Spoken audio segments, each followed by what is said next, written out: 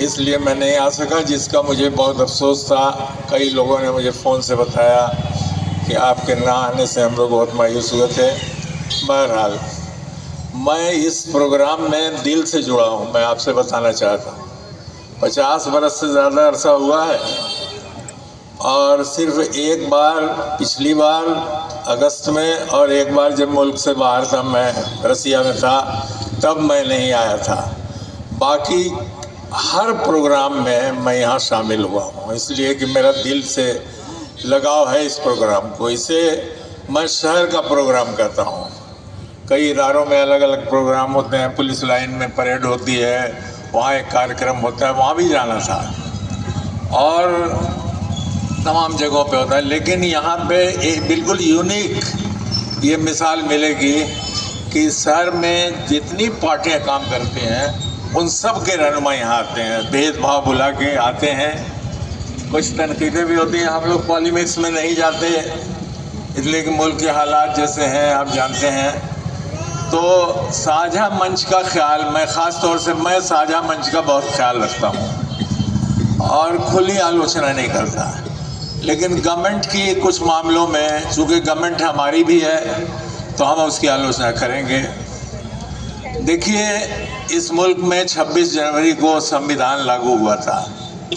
थोड़ा सा मैं बैकग्राउंड में जाना चाहता हूँ कि इस संविधान को बनाने में जो संविधान सभा बनी, उसका कैसे उसकी तैयारी हुई। 1946 में कैबिनेट मिशन आया था। बरतानिया में एटली की हुकूमत थी, एटली बरतानिया के वजीर आज़म थे। जब मुल्क में तहरीक बहुत तेज़ हो गई तो वहाँ से कैबिनेट मिशन आया। लेकिन उसके पहले भी एक इलेक्शन यहाँ हुआ था। आपको याद नहीं होगा, उस पीढ़ी के लोग यहाँ नहीं हैं, इतिहास की किताबों से उनको मालूम होगा। 1935 में, हटो जाओ यहाँ से, चलो। 1935 में ब्रिटिश पार्लियामेंट में गवर्नमेंट ऑफ इंडिया एक्ट पास हुआ। उसमें ये चीज़ लिखी हुई थी कि हिंदुस्तान में इलेक्शन का सिलसिला शुरू किया जाए। तो बालिग मताधिकार नहीं था कि 18 साल के जो हो जाए उनको वोट देना है। उसमें कितनी लगान आप देते हैं, आप ग्रेजुएट हैं कि नहीं, इस तरीके से 11 रियासतों में चुनाव हुआ था 1935 के बाद। और आप ताज्जुब करेंगे, वहाँ पे जो कांग्रेस सबसे बड़ी पार्टी बन के वहाँ उभरी थी, और ज़्यादातर सूबों में उसकी हुकूमत बन गई। उस इलेक्शन में मुस्लिम लीग ने भी हिस्सा अदा किया था, लेकिन मुस्लिम इलाकों में मुस्लिम लीग को ज़्यादा सीटें मिल गई वहाँ पे। हिंदू महासभा ने भी इस इलेक्शन में हिस्सा लिया था, उसके लोग भी वहाँ पे इस इलेक्शन में शामिल थे, और 11 सूबों में वहाँ पे हुकूमतें बन गई।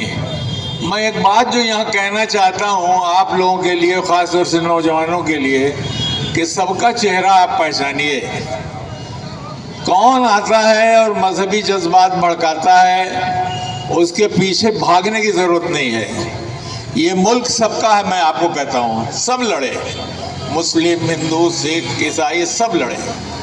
अभी अख्तर भारती जो हमारे बहुत सीनियर लीडर हैं, उन्होंने बताया कि दिल्ली गेट पे जाइए, जो तख्ती लगी है, आधे वहाँ पे बड़े बड़े आलिमों को, मौलवियों को भी लटकाया गया था। खूनी दरवाज़ा है, वहाँ लटकाया गया था। मुसलमानों को ज़्यादा दर्द था, इसलिए हुकूमत इन्हीं से छीनी थी, इसलिए शहीदों की गिनती भी इन्हीं में ज़्यादा है। आधे लोग तो जो शहीद हुए मुसलमान ही थे। तो 1935 में जो इलेक्शन हुआ, दूसरी जंग अजीम 1939 में छिड़ गई। आप सब तारीख में पढ़ते होंगे हमारे लोग, और नहीं पढ़ते होंगे जाकर तारीख की किताबें उलट के देख लीजिएगा। 1939 में दूसरी जंग अजीम छिड़ गई। हिंदुस्तान, जहां बरतानिया की हुकूमत थी, जब ब्रिटिश सरकार ने ये फैसला लिया कि यहाँ से 25 लाख जो सैनिक हैं